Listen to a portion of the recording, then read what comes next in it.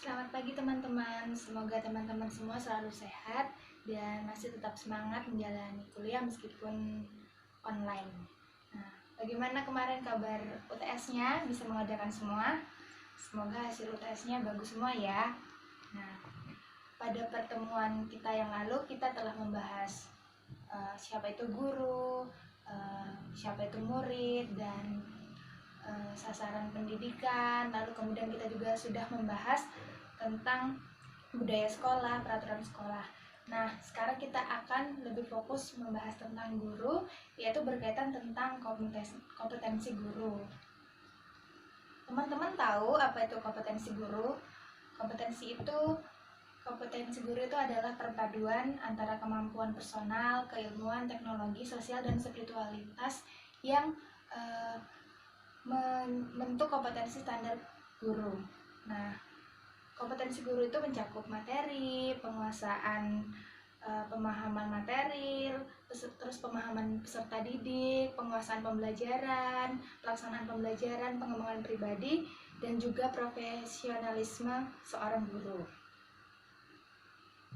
Nah, menurut undang-undang ada 4 kompetensi guru, yaitu 1. Pedagogik, 2. Kepribadian, 3. Sosial, dan 4. Profesionalisme. Nah, apa sih kompetensi guru yang termasuk dalam cakupan pedagogik itu? Yang pertama, dalam cakupan pedagogik kompetensi guru itu memahami peserta didik. Lalu yang kedua itu merancang pembelajaran. Yang ketiga, melaksanakan pembelajaran dan akhirnya dapat mengevaluasi pembelajaran. Memahami peserta didik adalah guru harus memahami keadaan situasi peserta didik, mampu melakukan pendekatan kepada peserta didik, dan merancang pembelajaran sebelum proses pembelajaran dimulai. Itu guru harus mampu merancang pembelajaran, kemudian melaksanakannya, dan akhirnya mengevaluasi hasil pembelajaran yang telah dilaksanakan. Yang kedua adalah kepribadian. Nah, kepribadian ini mencakup kemampuan personal yang mencerminkan bahwa guru itu memiliki kepribadian yang baik, dewasa, santun, bijaksana, yang nantinya bisa diteladani oleh para murid karena guru menjadi contoh bagi para murid-muridnya. Lalu yang ketiga adalah sosial. Sosial ini kemampuan guru untuk berkomunikasi secara sosial dan bergaul, baik itu dengan rekan kerjanya, sesama guru, ataupun juga dengan muridnya, serta staf tenaga kependidikan lainnya, wali murid, orang tua, masyarakat sekitar juga. Dan yang keempat adalah profesional, yaitu penguasaan materi pembelajaran secara luas. Misalnya nih, teman-teman fokus kepada pendidikan biologi. Jadi teman-teman profesional terhadap materi pembelajaran biologi. Teman-teman harus menguasai materi itu secara luas dan mendalam.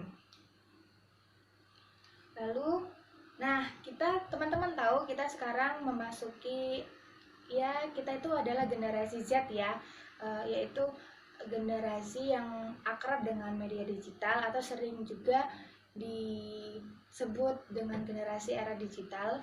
Nah, banyak sekali pembelajaran yang menggunakan teknologi. Nah, di situ kita memiliki tantangan kompetensi guru di era digital ini. Nah, bagaimana sih seorang guru dapat memanfaatkan ilmunya, kemampuannya untuk mengaplikasikan pembelajaran di era digital ini? Nah, perubahan-perubahan itu semakin terasa ya. Kita belajar menggunakan laptop, menggunakan LCD, lalu juga kita kuis secara online, menggunakan aplikasi, dan lain-lain. Itu salah satu kemampuan dari kompetensi guru yang dapat dimanfaatkan di era digital ini, lebih memanfaatkan teknologi. Nah, menurut Susanto, terdapat 7 tantangan guru di abad ini, khususnya di era digital. Yang pertama itu adalah teaching in multicultural society, mengajar di masyarakat yang memiliki beragam budaya dengan kompetensi multibahasa. Nah, guru itu setidaknya mampu memahami bahasa yang digunakan sehari-hari ataupun bahasa-bahasa lain yang bisa ia kuasai, karena sekarang banyak peserta didik yang beragam, baik itu dari macam suku daerah dan juga mungkin bahasa asing, jadi guru dituntut untuk lebih menguasai bahasa. Lalu yang kedua adalah teaching for the contraction of meaning, yaitu mengajar untuk mengkonstruksi makna. Nah, guru itu mampu mengkonsepkan konsep pembelajaran yang nantinya akan diterapkan kepada siswa. Jadi guru harus merancang konsep pembelajarannya sebelum ia akan menjelaskan kepada para siswanya. Teaching for active learning, yaitu mengajar untuk pembelajaran aktif. Guru dituntut untuk memberikan pembelajaran secara komunikatif yang dapat mengajak siswa untuk terlibat secara aktif di kelas. Lalu yang keempat adalah teaching and technology, mengajar dengan teknologi. Nah, ini yang paling penting yang sekarang banyak dilakukan oleh para guru maupun dosen dalam proses pembelajaran, lebih memanfaatkan teknologi yang ada. Teaching with new view about abilities, mengajar dengan pandangan baru mengenai kemampuan. Jadi guru itu tidak hanya terpaku pada satu pengetahuan, tetapi ia mau membuka dirinya untuk belajar lebih lagi sehingga ia dapat memiliki pengetahuan baru. Yang keenam adalah teaching and choice, mengajar dan pilihan. Dan yang terakhir adalah teaching and accountability, mengajar dan akuntabilitas. Jadi guru itu harus memanfaatkan waktu dengan sebaik-baiknya dan belajar mengajar dengan sepenuh hati dan totalitas. Nah, kita akan bicara tentang pendidikan dalam situasi terkini. Teman-teman tahu kita sekarang sedang mengalami semua dunia, tidak hanya Indonesia, sedang diserang oleh wabah virus corona. Teman-teman tahu kita belajar online ini karena adanya dampak dari virus corona itu.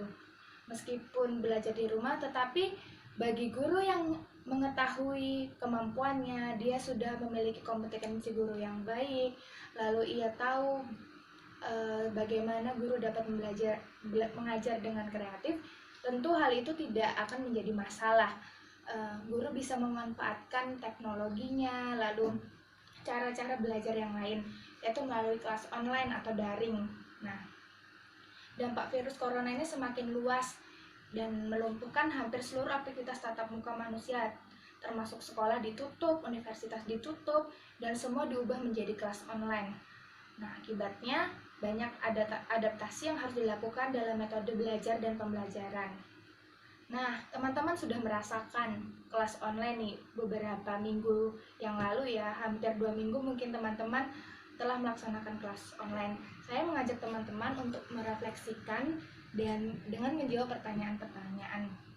Yang pertama, apakah dampak negatif dan positif dari pembelajaran sistem daring atau kelas online bagi diri teman-teman selama proses perkuliahan yang berlangsung saat ini? Lalu teman-teman bisa membaca lebih lanjut di PPT yang telah saya kirimkan, bagaimana teman-teman kan teman-teman telah mengetahui kompetensi guru menurut undang-undang dan ahli pendidikan. Saya tadi mencantumkan ahli pendidikan 1. Nah, bagi teman-teman, kompetensi guru yang mana yang sesuai dengan situasi terkini? Nah, teman-teman bisa menjawabnya dengan membuka diskusi di grup WhatsApp, ataupun juga bisa memberikan pendapat teman-teman lewat video seperti yang saya buat ini gitu. Nah, kalau bagi saya kelas online itu ada dampak negatifnya dan positifnya. Dampak negatifnya jelas ketika kita tidak paham dari pembelajaran yang dilaksanakan secara online, kita tidak bisa langsung bertanya kepada guru atau pribadi yang memberikan informasi tersebut.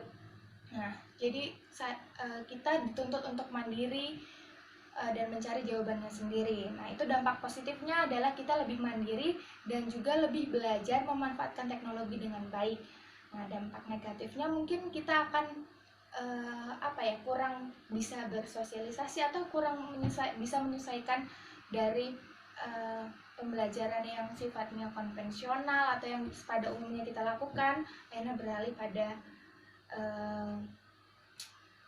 kuliah online gitu menggunakan teknologi, dan banyak juga di antara kita yang masih gagap teknologi, masih kurang mampu menguasai teknologi termasuk saya. Jadi kadang mengalami kesulitan dan mengumpulkan tugas ataupun mengirimkan tugas lalu melakukan kuliah online itu tidak tepat waktu, misalnya harus membuka aplikasi dulu, lalu lemahnya sinyal dan lain-lain. Nah, teman-teman bisa men-sharingkan dalam bentuk tulisan dan juga boleh membuat video yang bisa teman-teman edit. Terima kasih, selamat belajar dan tetap semangat selalu. Sampai jumpa.